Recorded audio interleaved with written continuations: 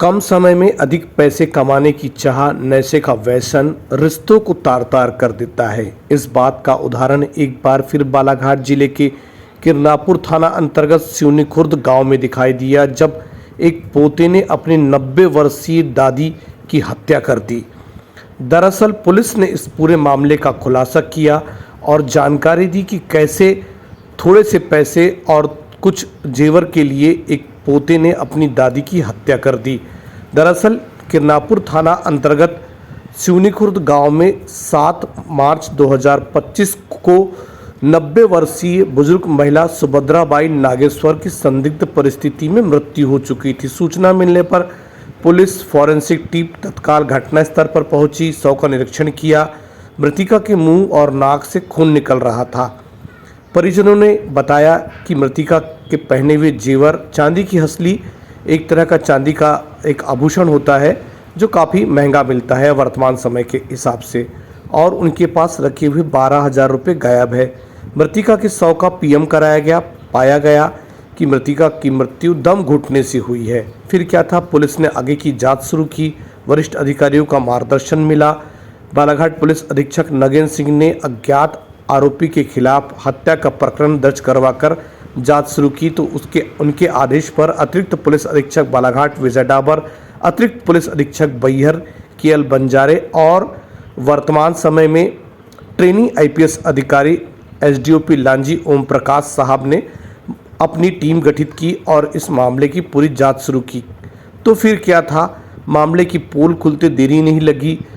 संदिग्ध स्थिति में पोते मूलचंद नागेश्वर उम्र 34 वर्ष की पूछताछ शुरू की, तो उसने बताया कि किस तरह से उसके द्वारा अपनी दादी की हत्या की गई।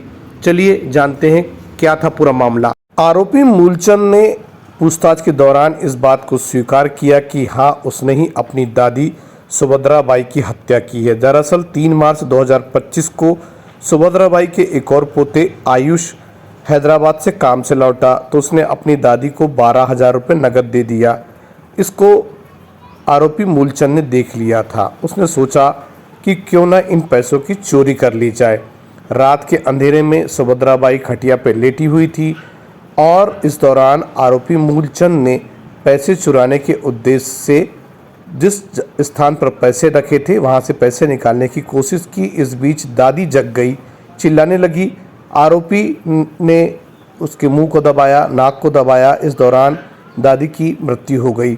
सुभद्राबाई की हत्या के पश्चात उसने गले की हसली भी निकाल ली और चोरी कर लिया। आरोपी ने मृतिका की चांदी की हसली लूट ली, पैसे भी लूट लिया और वहां से फरार हो गया। पुलिस पूरे मामले को समझ पाती। पुलिस ने इस बात का अंदाज़ा लगा लिया था कि लूट की घटना और वारदात किसी अपने ने किया है। फिर क्या था, पुलिस फॉरेंसिक रिपोर्ट के आधार पर जांच शुरू की और पाया कि एक पोते का पैसा दूसरे पोते ने चोरी करने की कोशिश की।